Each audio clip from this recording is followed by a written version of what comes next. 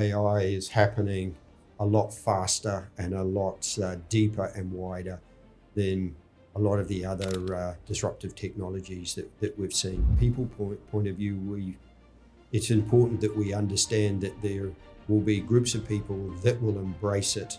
There will be groups of people that fear it and will actively say, push back on it. This particular technology is, in my view, is not going to be disruptive. It's going to be more enabling with respect to seeing that how productivity of people can be enhanced while having the core of the human potential being restored, and the technology actually comes in as a complementary tool. If there are any projects which are tech-enabled projects, which are tech-led projects, we make our leaders champion it. One of the things that we see a reason for a lot of AI experiments failing is because of data fragmentation. And so we're seeing a very big priority of organizations looking to have a unified talent and operational data platform to work. If you had to pick one behavior or belief that every futurist leader should embody in 2026 and beyond, what would that be?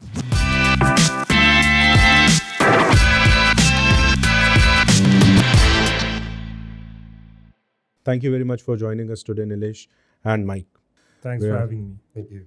So, Nilesh, what are your views on AI and future of work? This is a very relevant question, and which is doing the rounds in all HR circles and during talent management conversations. And one thing which obviously makes a lot of relevance is that how is this new technology, which is AI, is going to really impact us in organizations, and when organizations are made up of people, how people, that is the talent, is going to be really transformed in this particular part of it. If you look at it, the technology may be a kind of emerging, so to say, and this is probably one of the technologies which have emerged very, very fast. But however, when we are emerging this and the talent scape, if I look at it, it is basically into the realm of understanding how this new technology is going to help me if I'm at my workplace. First of all, starting with the awareness concept, whether I'm getting aware of myself with respect to how it is going to impact. Second, then going in for some use cases of how it can actually help me better my work deliverables, and ultimately, how is this technology going to further my career in this? So these are the multiple questions which are going the rounds, and HR people, talent managers, and employees all put together are grappling with this ever evolving questions, per to say. But if you really ask me, this particular technology is, in my view, is not going to be disruptive. It's going to be more enabling with respect to seeing that how productivity of people can be enhanced while having the core of the human potential being restored, and the technology actually comes in as a complementary tool to how to evolve that particular part of it. So that is what my take in this particular context is. Sure. And Mikey, do you agree with what Nilesh said? It would not be disruptive, but more enabling, and your views on the question? So I'd say yes and no. And I think it will come down to the human empathy mindset as to the adoption of AI. And so I think if you've got, somebody with a human mindset and a human first approach, then I can see AI being adopted for good. So in some instances, I think it will be disruptive, but how that will disrupt is really yet to be seen. For somebody that's seen pretty much every single technology disruption since we moved from punch cards to digital, for sure AI is happening a lot faster and a lot deeper and wider than a a lot of the other disruptive technologies that we've seen. And I think from a people point of view, it's important that we understand that there will be groups of people that will embrace it.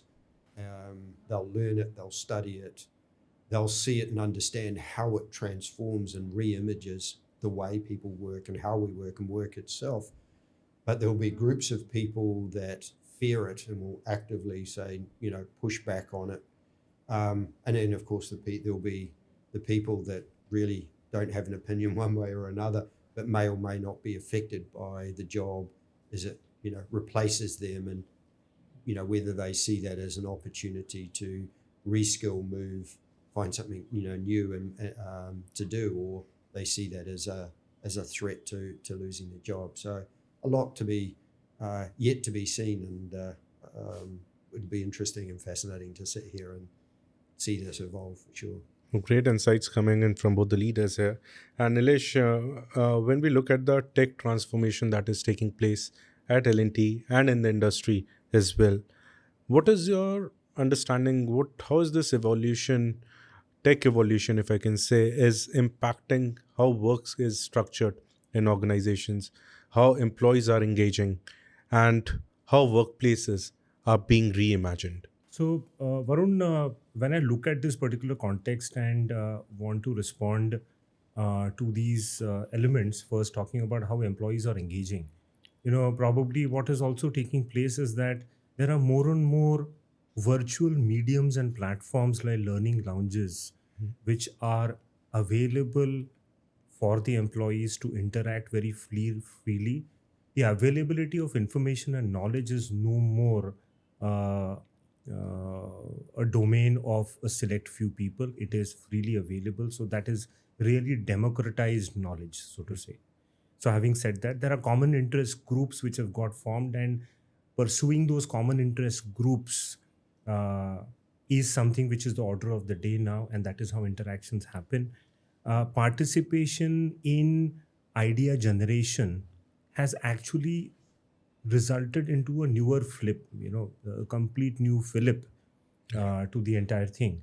Idea generation now is what will keep people relevant to their job, to their function, to their domain knowledge. Everything is part of it which is there. There is a lot of dynamism with respect to how data mining is happening, and it is leading to a lot of how predictive analytics is being said. So that is how workplaces are changing in this particular context. The turnaround times are fundamentally getting revised downwards. So these are the impacts which are quite visible from our transformation journey, which we have started and which we are going through. I see all these things happening on a very, very regular basis, if you really look at it. And that is how employees, as well as their workplaces and their work procedures, are actually seeing the change. That is how I look at it. Sure. And coming to Mike, you have been a out and out tech professional, and working at Darwinbox, you have been interacting with a lot of organizations, the talent leaders across Asia. Now, I wanted to understand from you, Mike, are companies truly using technology just to digitize, or are they really bringing in operational efficiency in how they are using technologies? Good observation, good question. So probably both, as you typically would expect. You've got early adopters and laggards, and some of that might be, deliberate strategies to be on bleeding edge adoption versus waiting. But for sure across Asia, what we are seeing is leading organizations are definitely moving away from just simply trying to digitize a process and looking at how they will redesign experience across the organization for the employee. Now, really, I see three things that are underlying that, are driving that. First of all, AI embedded workflows. So HR and operational processes we see are being rebuilt with intelligence at the core, as opposed to being an add-on. going back to the days of pulling a report, getting somebody to run some data analysis over it, but the intelligence actually being built within in the workflow itself. Designing for moments as opposed to modules. So the likes of your traditional siloed HR transaction approach is now giving away for organizations looking for integrated journeys across multiple areas of an employee's work stream. And the third thing that we're seeing too is the concept of looking and seeing the HRIS system not as a system of record, but more a system of action. So AI and predictive analytics are able to deliver things like, nudges or insights that provide and support decisions as well. Certainly, organizations that are bringing that on and adopting those principles, although and where we see those shifts, is certainly leading to organizations being able to definitely operate with a far more agility, autonomy, and more importantly, as people become more important for organizations, is being able to be far deeper aligned to the experience of the employee. Sure. And let's double click on the technology part. We hear a lot about AI, automation, analytics. But from your vantage point, what do you think? What separates organizations that experiment boldly from those who are still stuck in pilots, co-pilots? So I would say, if I think about it, it comes down to as much as an organizational mindset in addition to technology maturity. That mindset, first and foremost, as we discussed briefly earlier, was being very clear on value as opposed to that you're wanting to get out of it, rather than features of an AI system or a tool. What is the outcome that you're trying to achieve, and being very specific. Is it, for example, a 30% reduction in new hire time to productivity, and then going after that with clear intent? So again, the AI has got a very clear outcome that they're trying to achieve. The other big thing for organizations is getting very quick to a integrated data foundation. And so one of the things that we see a reason for a lot of AI experiments failing is because of data fragmentation. Okay. And so we're seeing a very big priority of organizations looking to have a unified talent and operational data platform to work from, which really allows them to apply AI and really leverage it to its maximum value. Sure. And Nilesh, as a talent leader, you are leading a very big amount of workforce, and if you have to adopt or deploy a technology or a AI technology to improve productivity, as a talent leader, how do you ensure that it is enabling your workforce rather than overwhelming them? How do you think, what would be your approach towards it, so that when you deploy technology, it for productivity, your workforce are aligned with that thought and they're not overwhelmed that, why is this technology being introduced within our systems? Great question, Varun. I will answer it in a way wherein I would say I have a 3A Okay. method Okay. to talk about technology adoption, or how do we actually go by it. The first A is awareness. Right. What talk about awareness is that first and fundamentally what you have to do, especially at the leadership level, Yep. is you have to walk the talk, right? I also keep on saying that many of the HR processes or interventions actually get done when there are two things which come in play: Okay. management attention and management intention. Okay. So when you talk about awareness, the responsibility of creating awareness is of the leadership team to walk the talk by creating that need, expressing that need, and this is how the technology is going to benefit, and these are the use cases, these are the horizons in which technology can be implemented. So the first A is about creating awareness led by the leadership by walking the talk. The second A is availability. Okay. Now, when I say availability, is that you may think about a lot of cutting edge technologies. We are talking about AI today, right? Now, availability means that I have the fundamental of saying that not to have on the basis of need to know, Okay. but why not share? Okay. So the shift has to be from technology, availability of technology on the basis of not need to know basis, but why not share? That fundamental shift has to happen. When that shift happens, the true democratization of these technologies available to the large critical section of the organization will enable them to try their hands on and remove that resistance to change, which is probably has been one of the most talked after reason why technology adoptions have failed. Right. So that's the second A for you, availability. And the third A is appreciation. Now, what we mean by appreciation is that you talk about awareness, you build that awareness, you make the platforms and the technology available to people.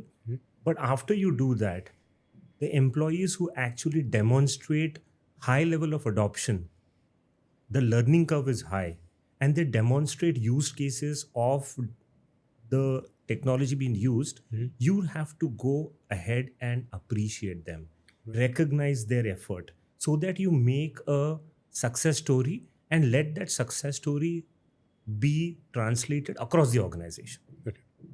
So this is a 3A philosophy which I follow, Okay. which I firmly believe that if it is done in the right way, in the same fashion, I believe I'm pretty confident. I am seeing this getting played out in my own organization, L&T Finance, Okay. in all these 3 ways. Okay, so when we say about these three fundamentals, 3A fundamentals, can you give us some example wherein you have taken some bold bets with technology transformation within your organization and it has come together in a very seamless manner because of these 3A's that we spoke about and which has truly redefined engagement, culture, or skill building? Okay, great. I would love to talk about this. Over the past 18 months to 2 years, about 24 months, 18 months to 24 months period, in our organization, what we have done is uh, on the basis of first defining what is the problem which can be resolved by intervention of a technology like AI ML is first defined, saying that this is where we would like to solve a problem. Now, for solving this problem, I would use AI and ML as a technology. Yep. So the bold steps is that bringing in first and foremost a complete AI democratization initiative. Now, AI democratization initiative is being through that we have conducted workshops right from the top Okay. to first and foremost make them understand, appreciate, and then use and demonstrate themselves through AI democratization workshops Yeah. led by some experts, which is there. So that is there. Second thing which we also did is called as AI showcase. In the AI showcase, what we did is that we made this platform to our employees at large Okay. and told them that how do you actually can use this technology on your day-to-day working and demonstrate us a use case. Okay. Then those use cases were given a platform wherein the entire leadership and the tech experts came and gave them a hearing. They were made to present. So that is the AI showcase.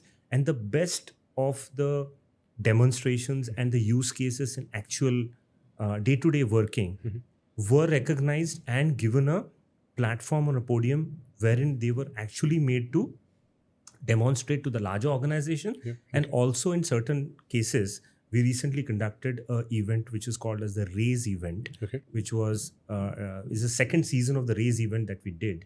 In that Raise event, we in fact gave them an opportunity to present it not only to employees of L&T Finance, Okay. but to the entire industry. All the people who would come and they would say these are L&T Finance employees who are demonstrating AI use cases in day-to-day working. So these are the bold steps that we have taken, and we continue to do so. The third thing that we also did Yeah. is that we are running an Idea Express, AIDI Express. We call Okay. it an AIDI Express. It's actually Idea Express. Mhm. So the Idea Express is a innovation challenge. Okay. Now this innovation challenge has been made to the employees. They have to actually bring a complete, not only an idea, Okay. but they have to demonstrate how they will implement that idea. And if that idea gets selected, you reward them, sponsor that idea for implementation. Okay. So that is AIDI Express for you. And at the larger, because we also are a very important part of the BFSI industry, Sure. and we would like to take a lead in the AI ML adoption in the business. We've also launched a Pearl Challenge, which was done in the last year's Raise event. The Pearl Challenge is for the entire industry. It was made open to across, not only in India, but across the globe. And people they were given live problems.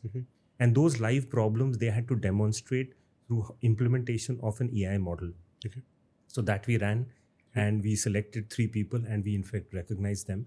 And that's going to be taken forward. So these are certain things which we have actually done, Okay. demonstrated, and we continue in that process. And you see tangible benefits arising from all these activities that you're doing? Definitely. Yeah. Because as we speak, Varun, Yeah. I talked about the AI showcase, Yes. right? So the ideas which were presented by my employees in the AI showcase events are already getting implemented at workplace. Okay. They're going back and using this AI models that they have made available, they have done, and they are already implementing it in the workplace. The AI democratization workshops are going to span across the organization and trying to see how it is made available. Democratization also means, as I said about the 3A principle, Yep. the second principle was availability. We as an organization have made the accessibility for this technology for our own people very, very easy. Right. So that is how we are actually driving this. Mike, in your experience, you see organizations doing Yeah. all these I stuff? was just going to say very much so. In fact, we do it a lot internally at Darwinbox as well. So we Okay. actively promote exactly that.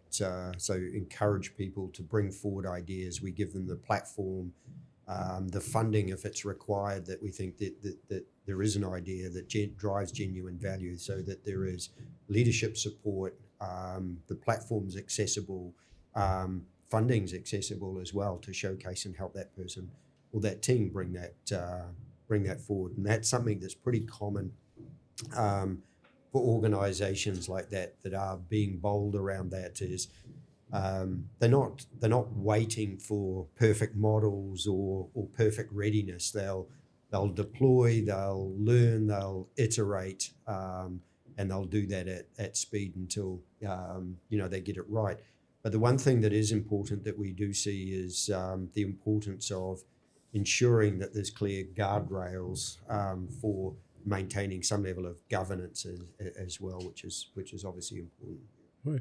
And that's the kind of nudge organizations should provide to their employees to adopt these technologies faster. What do you Yes. think? Yeah. Oh, very much so. I think it overcomes a lot of that fear and that intellectual and curiosity. People, well, what is about? It's safe for them to do it and experiment. Yeah.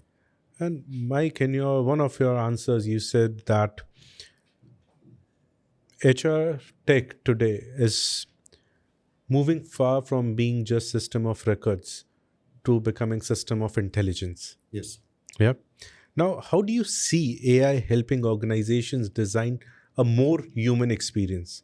Now, this is something very close to my heart. I want to understand, when we talk about AI, we remove the human aspect of it. Yeah. But with this question, I want to understand how organizations are using AI to create a more human experience Yeah. for the employees? So this is an interesting conversation, but paradoxically, I think AI is actually making organizations more human, not less human. Okay. And I think there's some very clear, evidence of that. And I should share some ideas with you is what we're seeing within our customers. And first and foremost is hyper-personalization. Okay.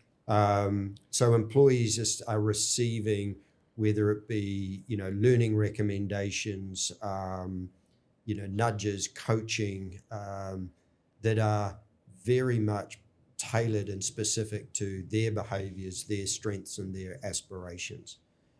Second area, again, talking about democratized coaching. So managers and employees are able to get AI-powered insights and nudges and coaching and supporting narratives and content to significantly improve their performance and coaching feedback as well. And the other one from an organizational point of view is what I'd call predictive empathy. So with AI being able to sense and see early signals of, say, attrition or disengagement, it's able to then provide, identify it and provide recommendations so organizations can act on it way before it becomes visible. Yeah. And Nilesh, from your lens, do you agree with this, that AI is making organizations more human? Or how do you look at this observation that Mike just said? No, I agree with what Mike said. Yeah. Is that definitely it is making organizations more human. When I look at my organization's context, when you're utilizing this kind of a technology to ease working, making my work deliver far, far more effective outputs, actually I'm making it much more human because I am releasing that much of more time for doing value added work. Right. That is how I would interpret that as humanizing Right. the workplace, because I would like to move up the value chain as an employee. How do I do that? If technology is helping me Yeah. to take better decisions, giving me those insights and enabling me to take faster, better decisions, I think I'm just elevating the overall experience of working. And that is what I say as humanizing the workplace. That's a good lens to look at the situation. Now, in the opening remark, as our podcast is also called The Futurist. Now, the Futurist mindset talks about connecting people, purpose, and performance. Now, how are you seeing companies turn their purpose statements into a tangible impact? That impact could be social inclusion, diversity, sustainability, or social value. Nilesh, how do you see that happening in your organization? I will answer it in two ways, Varun, giving a perspective of L&T Finance as an organization. We want to be a risk first, tech first, preferred financial institution. One thing is very clearly identified by our leadership is that the culture has to be a supportive tool for achieving it. And defining that also been defined, that what is the culture that we would like to as an organization really drive for and continuously see that it builds. There are 6 tenets of that culture. Okay. Right. First is a credit culture. That means as a financial institution, I would like to onboard better customers. Okay. How do I do that? Is either through using technology and being much more aware about how am I doing in onboarding better customers so that I'm able to actually do my business far, far more effectively. Yep. Second is a collaboration culture.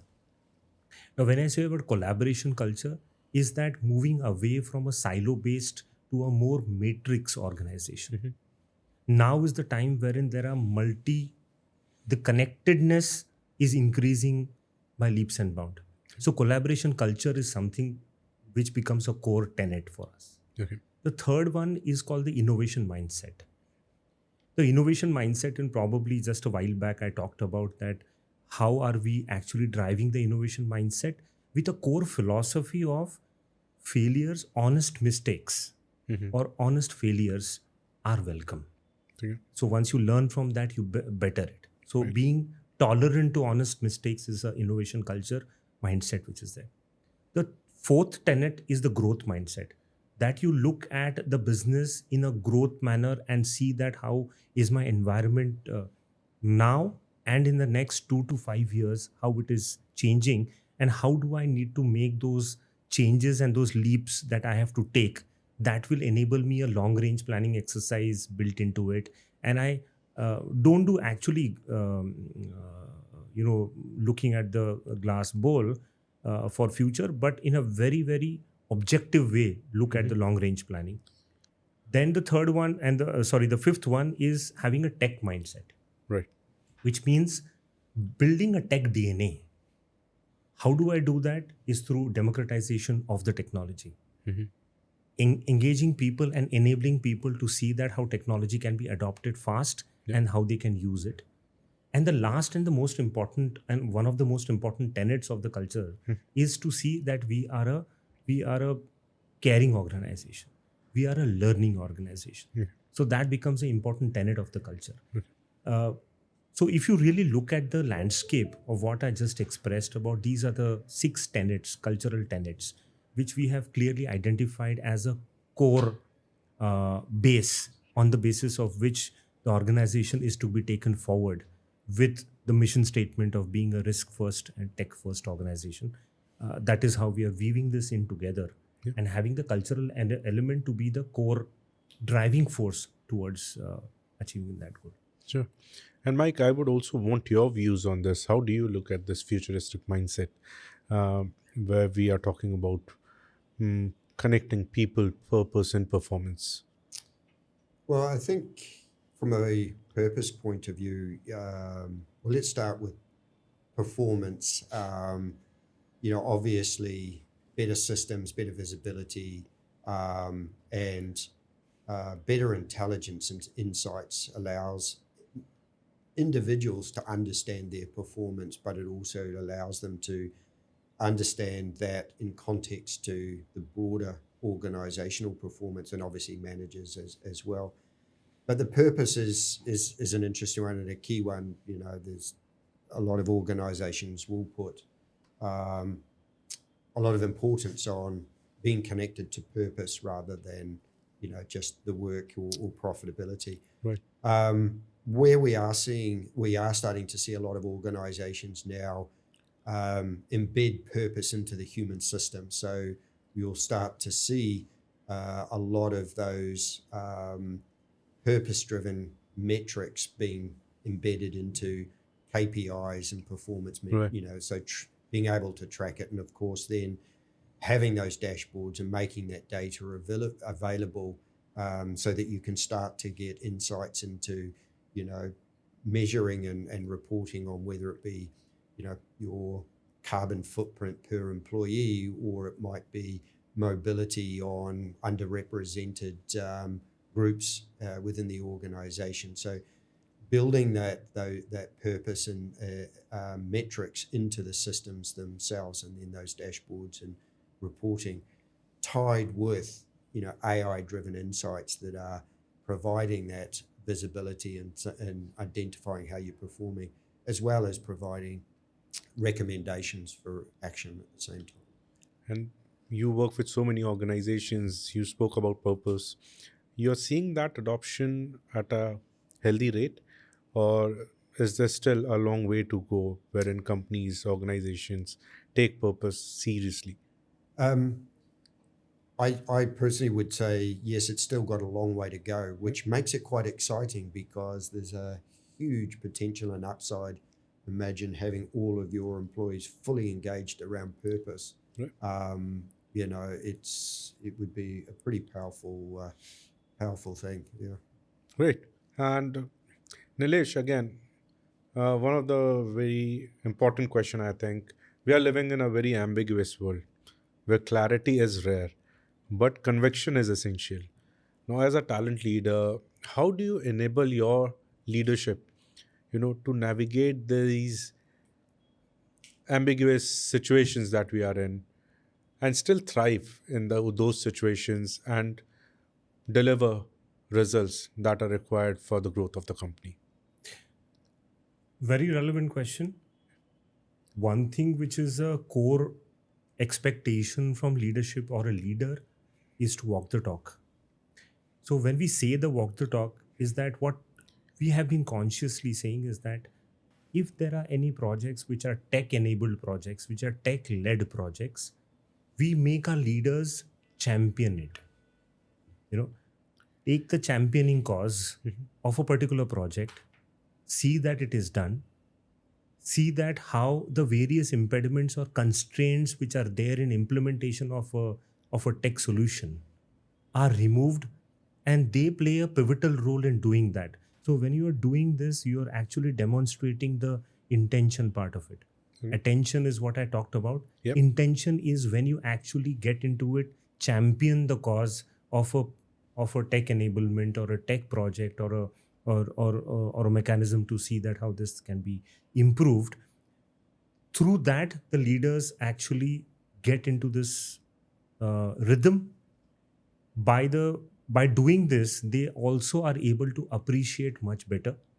They are able to do the buy-in from the larger organization or the impacted employees or the set of employees who are getting impacted by the use of this technology. They are able to take a better buy-in because they themselves are championing the cause. Right? So you are not sitting in the outside the ring. You are very much in the game. Yep. And you're leading this particular thing. So that is how enablement, so to say, for the leadership can really happen, rather than just running only the awareness workshops or something of that sort. So if they demonstrate, they start championing the projects, is something which is Great. And Mikey, you again, I'll come to that point that you have so much experience. You have been talking to organizations across the globe and more so in Asia now. What is that trait in a successful leader that you see who are seamlessly navigating this new world of work? What would those traits be? I see three common traits.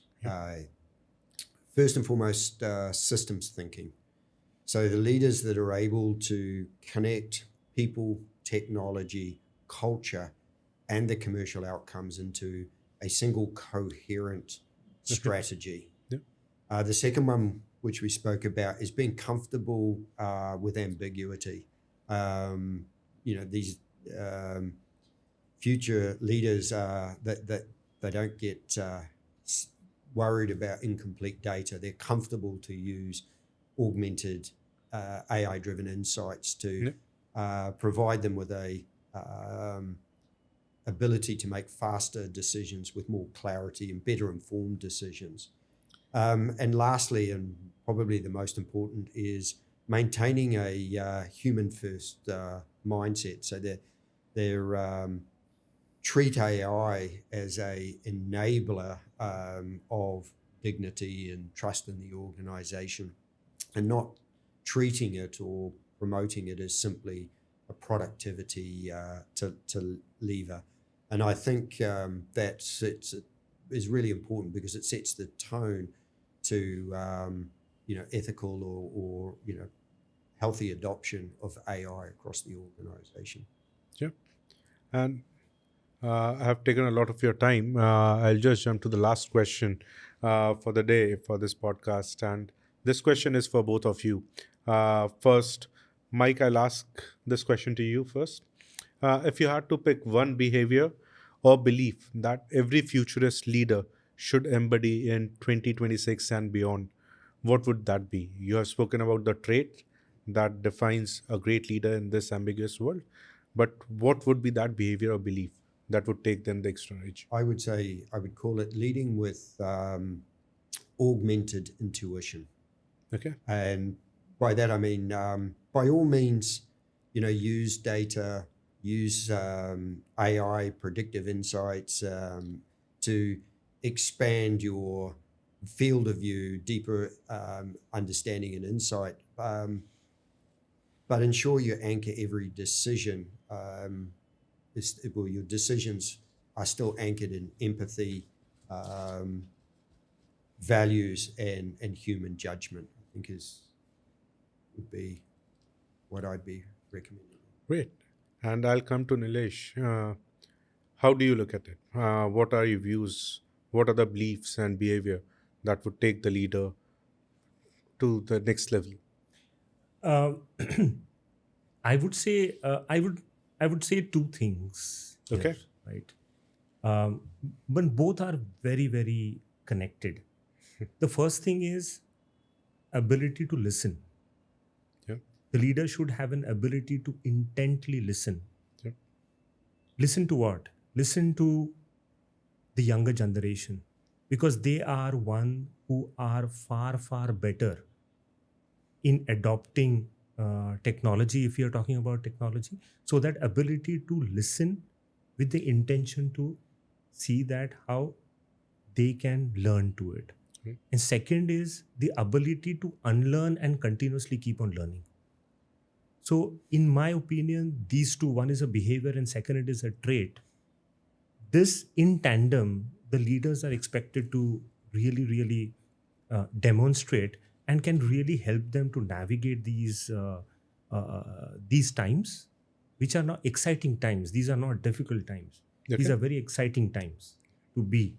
Okay. Now, with these two things of having very intently and attentively listening to what is coming your way and be open to ideas, and second is to be ready to unlearn your old practices and trying to learn the new practices and the new ways of working and the new body of knowledge which is emerging. Okay. These are the two things which I definitely feel leaders should imbibe. I cannot help but ask you how easy it is to unlearn. It's for both of you. We say that in today's age, what we have learned so far doesn't matter. We need to unlearn that and learn what's ahead of us. But how easy as a leader, when you have been in the system for 30 years, 35 years in the leadership, how important is becomes to unlearn? It becomes very important, but how easy it is to take that into your stride? To be very honest with you, Varun, it's not easy. Yeah. Right? But how it can be made easy is to present used cases, success stories of organizations of not necessarily from your own industry. Okay. Across the industry, the entire spectrum. It may be in society, it may be in industry, it may be in personal life. What have been those use cases wherein people have really ensured and actually demonstrated this behavior and help from that? Because at a leadership level, they have the domain knowledge, they have experience behind them. Yeah. What they need to understand and appreciate is that when they see use cases in front of their eyes, that actually makes it far more easier to see and decipher the the intention behind it. Yeah. And what is the benefit which will ensue part of it, because preaching is not going to help at Right. leadership level. Right. That is what I feel. You agree with that? Yeah, I certainly do. I think we're in for a very interesting time.